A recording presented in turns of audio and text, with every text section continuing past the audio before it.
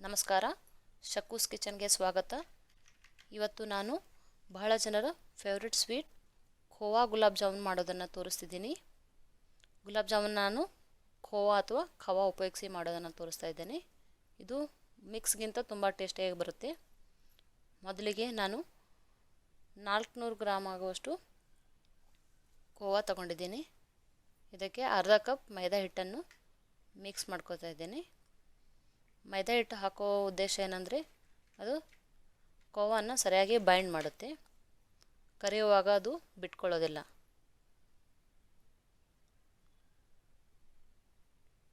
ಈಗ ಹಿಟ್ಟನ್ನು ಮೃದುವಾಗಿ ಕಲಸಿ ಅರ್ಧ ಗಂಟೆ ಆಗುವಷ್ಟು ಮುಚ್ಚಿಡೋಣ. ಅರ್ಧ ಗಂಟೆ ನಂತರ ಹಿಟ್ಟನ್ನು ತೆಗೆದು ನಿಧಾನವಾಗಿ ಚಿಕ್ಕ ಚಿಕ್ಕ ಉಂಡೆಗಳನ್ನು ಮಾಡ್ಕೊಳ್ಳೋಣ. ಈ ಥರ ನಿಮಗೆ ಯಾವ ಸೈಜ್ ಬೇಕೋ ಆ ಸೈಜಿನ ಉಂಡೆಗಳು ಮಾಡ್ಕೋಬೋದು.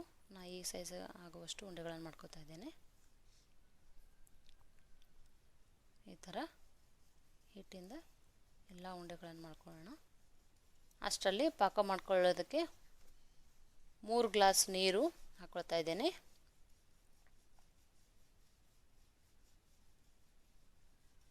ಮೂರು ಗ್ಲಾಸ್ ನೀರನ್ನು ಕಾಸೋದಕ್ಕೆ ಇಟ್ಟು ಇದಕ್ಕೆ 1.5 ಗ್ಲಾಸ್ ಆಗುವಷ್ಟು ಸಕ್ಕರೆ ಹಾಕ್ಕೋಬೇಕು. ನೀವು ಸಕ್ಕರೆನ ಸ್ವಲ್ಪ ಹೆಚ್ಚು ಕಮ್ಮಿ ಮಾಡ್ಕೋಬೋದು, ನಿಮ್ಗೆ ರುಚಿ ಹೇಗೆ ಬೇಕೋ ಹಾಗೆ. ನಾನು 1.5ಗಿಂತ ಸ್ವಲ್ಪ ಕಡಿಮೆ ಹಾಕೋತಿದ್ದೇನೆ, ಸ್ವೀಟ್ ಕಡಿಮೆ ಬೇಕಾಗಿರೋಗೋಸ್ಕರ. ಈಗ ಉಂಡೆಗಳನ್ನು ರೆಡಿಯಾಗಿವೆ, ಹಾಗೆ ಪಾಕ ರೆಡಿ ಆಗ್ತಾ ಇದೆ. ಇದಕ್ಕೆ ನಾವು ಜಾಮೂನ್ಗೆ ಯಾವಾಗೂ ಒಂದೆಳೆ ಪಾಕ ಮಾಡ್ಕೋಬೇಕು. ಒಂದೆಳೆ ಪಾಕ ಅಂದರೆ ಈ ಥರ 2 ಫಿಂಗರ್ಸಿಂದ ಹೀಗೆ ಮುಟ್ಟು ನೋಡಿದಾಗ ಅದು ಒಂದೆಳೆ ಬರ್ತಾ ಇರಬೇಕು ನೋಡಿ. ಈ ಥರ ಈಗ ಪಾಕ ರೆಡಿಯಾಗಿದೆ. ಇದನ್ನು ಆಫ್ ಮಾಡೋಣ. ಈಗ ಒಂದು ಬಾಣಲೆಯಲ್ಲಿ ತುಪ್ಪ ಹಾಕ್ಕೊಳ್ತಾ ಇದ್ದೇನೆ ಕರೀಲಿಕ್ಕೆ.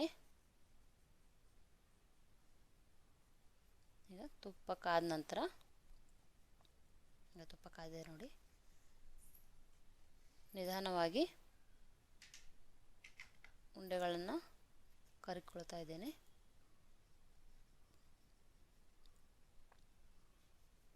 ಇವನ್ನ ಎರಡೂ ಕಡೆ ಸರಿಯಾಗಿ ತಿರುವಿ ನಿಮಗೆ ಗೋಲ್ಡನ್ ಬ್ರೌನ್ ಅಥವಾ ಕಪ್ಪು ಬಣ್ಣ ಬರೋವರೆಗೂ ಕರ್ಕೊಳ್ಳಿ. ನಿಮಗೆ ಯಾವ ಬಣ್ಣ ಇಷ್ಟ ಆಗುತ್ತೆ ಅಥವಾ ಎಷ್ಟು ನಿಮಗೆ ಕರೆದುಕೊಂಡಿದ್ದು ಇಷ್ಟ ಆಗುತ್ತೆ ಆ ಬಣ್ಣ ಬರೋ ತನಕ ಸರಿಯಾಗಿ ತಿರುಗಿಕೊಂಡು ಕರೆದುಕೊಳ್ಳಿ.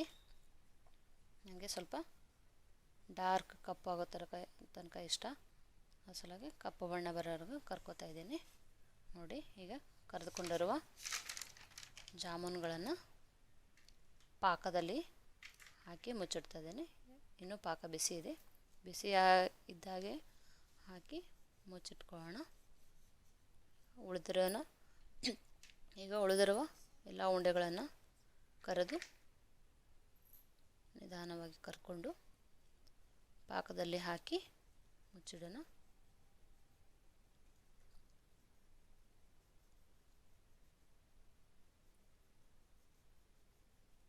ಈಗ ಸಾಫ್ಟ್ ಮತ್ತು ಜ್ಯೂಸಿಯಾಗಿರುವ ರುಚಿಕರವಾಗಿರುವ ಖೋವಾ ಜಾಮೂನ್ ತಯಾರಾಗಿವೆ.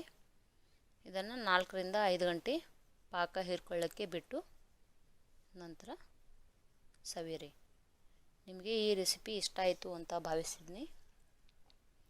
ನಿಮ್ಮ ಅಭಿಪ್ರಾಯನ ತಿಳಿಸಿ. Thank you.